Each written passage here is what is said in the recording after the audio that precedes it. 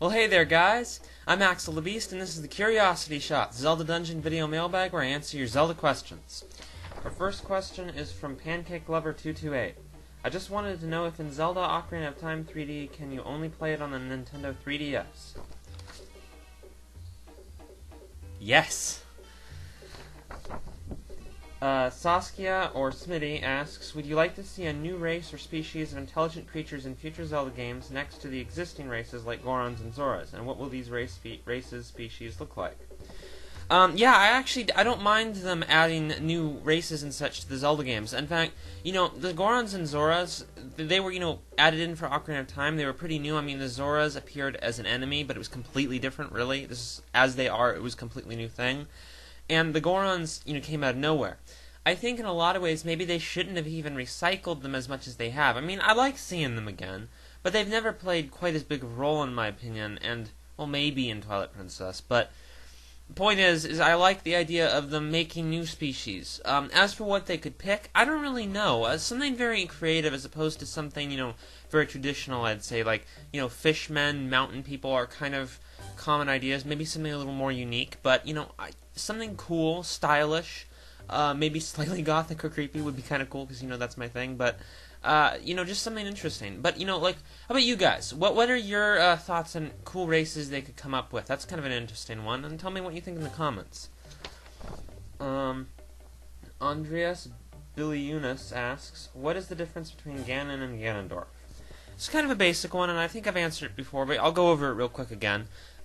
Basically, Ganondorf is the human guy.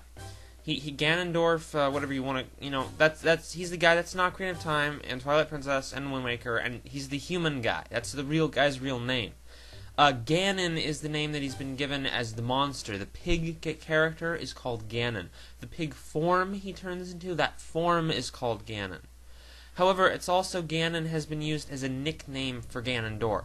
Now, some people have supported this theory that Ganon is just some schmuck, and that Ganondorf is just some schmuck, and that Ganon is this entity that possesses him. But there's no basis for that theory, so it's kind of an odd thing out there, I don't know about that one, but I think I've complained about it in the past.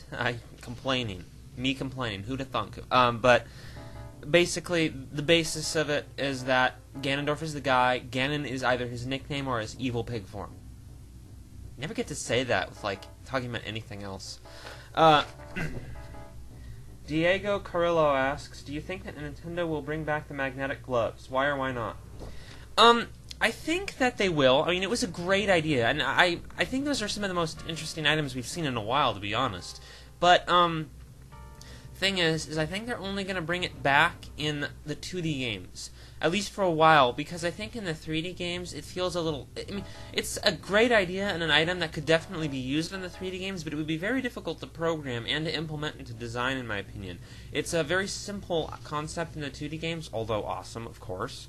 But in the 3D games, I think it would be slightly more challenging to implement, so I don't quite expect to see it there. I don't know if I'm being very logical about this or not, but it's just kind of the feeling I'm getting from it.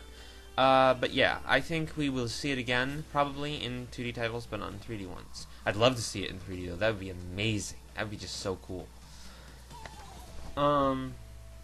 Kitsune Revo asks, I've noticed that there are several similarities between the Dark World in A Link to the Past and the Twilight Realm in Twilight Princess. The most obvious of these being that Link enters these areas, he becomes an animal. Do you think that the Dark World and the Twilight Realm are the same? I do not believe they are the same. There's enough differences in my opinion. The Dark World was the corrupted version of the Sacred Realm that was created by an evil person wishing upon the Triforce, whereas the Twilight Realm is this alternate dimension of sorts, an alternate plane of existence or world, in which the Twilight Mirror, corruptly Mirror of Twilight, not that it matters the distinction there, and they transport to the Twilight Realm through that, and they were put there as a punishment. Now, theoretically, you could say that because they were punished because they were trying to get the Triforce, they could have been flung into the Dark World or the Sacred Realm. But I don't know, that sounds really iffy and kind of grasping at straws because, no one wished on the Triforce in that case. I don't know, I don't think they're the same. I definitely think they were it was an intentional, similarity. I definitely think that because, because excuse me. Because, Aonuma talked about wanting to make a remake of A Link to the Past in the Twilight Princess art style, I believe. And, of course, that's afterwards, obviously, but he could have had that thought in mind ahead of time, and might have originally intended something about Twilight Princess to be similar to A Link to the Past. I don't know, just a thought I had. It's an interesting connection. I definitely think they may have been, using some of those ideas. Megatectite asks, for Ocarina of Time 3D, what do you think the new 3DS controls will be like? I don't think there will be enough buttons. Yeah, ultimately I don't think there's enough buttons on the thing for all the controls. I mean, maybe they could pull it off. They probably could, if they tried really hard, but it would be awkward. That's why I think ultimately there's going to be a lot of the touchscreen controls and such. I think that likely the gameplay will be largely fairly traditional. That little button that's supposed to function kind of like a joystick, that might end up you'd be using that a lot, and I think it'll play pretty familiar. But I think that they'll use the touchscreen for like menus, possibly item selection, stuff like that. I'm not sure, but that would sort of make sense. We'll just have to see, because I can't really figure out how they're going to make the game control, But yeah. Benjamin Brown asks, I wanted to know what you think will happen to Zelda in Skyward Sword. Being kidnapped, disguising herself, turning to stone, following you, or being held captive. Well, I'm pretty sure at this point Zelda's going to be in Skyward Sword. I mean, there's a possibility they're going to omit her because, she just won't have to do much to do with the plot, But, ultimately we can probably safely assume she's going to be in the game. The thing is that, she's probably going to be in trouble. You're probably going to have to rescue her, or she's going to get captured, or you'll need to be helping her solve some major problem. Point is, you're going to be helping Zelda. She's a damsel in distress, basically. I don't want to be a jerk there, but that's basically what she does in the games. That's her consistent role. I can't say what specifically is going to happen. I kind of don't want to say she's going to be working with you, or that she will have some kind of role like Sheik, because, they've done that a lot recently, especially, and I just think it's kind of... it was cool for a while, and it's a neat idea, but it's sort of becoming cliched now when it was original when it started, Sheik was just like, whoa! Tetra was also very similar, but, after that, it just kind of started getting old. It was kind of cool to have the Phantom Zelda in Spirit Tracks. It was sort of cool to have her as your partner throughout the whole game, that gives you hints and stuff, but ultimately it's starting to get kind of an old concept, so I'd like to see her in a more traditional role. I mean, she doesn't have to be, kidnap bait, but she could at least be, something where she isn't, actually in that kind of role. You could have something where she's not being kidnapped necessarily, but she's also not this powerful character who's around you all the time. I think that's getting a little old. Loki Starwind asks, do you think Skyward Sword will show the three goddesses and how they created the world? Excuse me. I think I've talked about this one a little bit, but no. Ultimately, I don't think they're going to cover things like that. Now, Skyloft is supposed to be part of the world below. Now, if it was a cloud, like they used to be the one, and then they split for some reason, and somehow we're going to reunite them or something.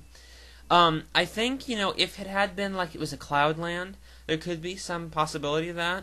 But the fact that it's not a Cloudland, I don't think it's likely it's going to relate much to the city in the sky, and I don't think it's going to relate much to like the creation myth. It'd be sort of interesting to see the goddesses, but at the same time, I think it would sort of completely destroy the lore and the mysticism that they've got going in the series. I think in a lot of ways the Uka started to do that too.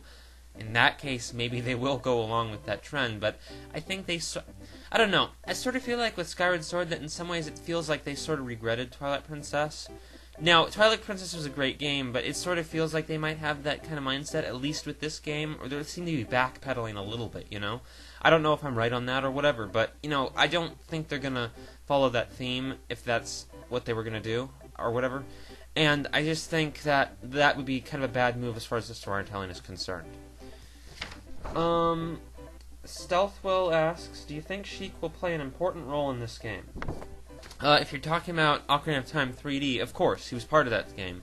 If you're talking about Skyward Sword, which I'm pretty sure you are, no, I don't think so. I don't think there's a lot of reason to think he will. I think I've talked about this before, but ultimately, Sheik was made up for Ocarina of Time. There's a lot of things in the series that were made up for their individual games. Now, they become fan favorites, and people want them to come back, sort of like Midna and Twilight Princess. But ultimately, why would they were made for one game? There's no reason to bring them back. If it was a recurring thing already, then it would make sense. But Sheik is not. Sheik has appeared in one game, and we basically keep making a big deal about Sheik, but Sheik is over. That was done in one game, I don't think there's a necessity to bring Sheik back, and as I've, already mentioned, that would kind of just drag on the whole thing, and it would make the games more repetitive. I'd like some more unique story ideas, Last question. Michael H. asks, I read that Sheik's character design for Brawl was originally drafted for Twilight Princess, but his or her appearance was later scrapped.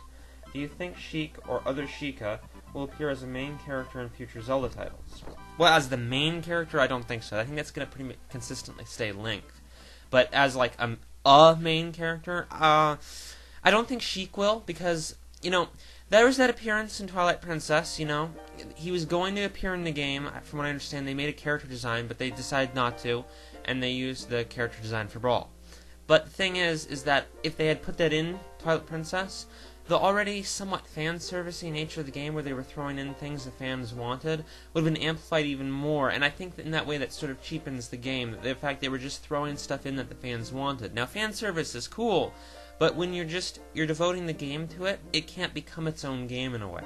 And I think, as I've already mentioned, I think 3 times this mailbag, that's 3 Sheik questions, that I think ultimately the Sheik is an idea that's been done a lot and kind of needs to be given a break, And as for being a Sheikah appearing again, they were also sort of just an Ocarina of Time thing. Granted, they could appear again, but as major characters, main characters, I'm not so sure. That's all I can say. Maybe they'll appear in Skyward Sword, but I've talked about my doubts on that. But, it's a possibility, so who knows? Alright, guys, that's it for this time. Be sure to send your questions to the email address in the description, and later.